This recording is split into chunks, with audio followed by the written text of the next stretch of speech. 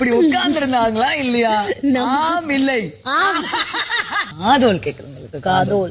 காதோல் கேக்குது காதோல். எல்லா சீசன்லயும் ஒரு காதல் காவியம் இருந்துச்சு. இப்படி காவி துணியா இல்ல. இந்த சீசன்ல காதல் காவியமே இல்ல. ஒரு சுவாரஸ்யமே இல்லாம போச்சு. அரோராது கற்பனையிலேயே போச்சு. இன்னொன்னு கற்பனைக்கு அப்பாற்பட்டு கன்றாவியா போயிடுச்சுன்னு திவ்யா சொல்லிருக்காங்க.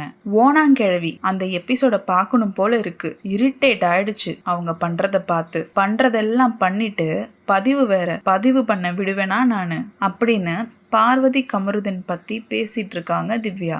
அதுக்கு அரோரா, இல்லடா அவங்க அப்படி சொன்னதுனால தானே நம்ம இப்படி பண்ணோம், புரியுதா? உனக்காக தானே நான் இப்படி பண்ணேன், இருந்தாலும் நீ அப்படி பேசியிருக்க கூடாதுடா அப்படின்னு பார்வதி சொன்னத திவ்யா கிட்ட நடிச்சு காமிச்சிட்டு இருக்காங்க அரோரா. இப்படி பார்வதிய பத்தி 2 பேரும் கிண்டல் பண்ணி பேசிக்கிட்டு இருக்காங்க.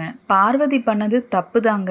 அவங்க தான் ரெட் கார்டு வாங்கிட்டு வெளியே போயிட்டாங்கல்ல, அதுவே ஒரு பெரிய பனிஷ்மெண்ட். திரும்ப திரும்ப அவங்கள பத்தி பேசி எதுக்காகங்க கிண்டல் பண்ணணும்? உங்களோட தரத்தை நீங்களே குறைச்சிக்கிற மாதிரி இருக்கு.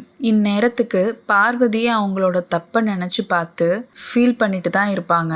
திரும்ப திரும்ப ஒருத்தவங்களை குத்தி காட்ட வேணாங்க. பார்வதி திருந்துவாங்கன்னு நினைக்கிறீங்களா? கமெண்ட்ல சொல்லுங்க.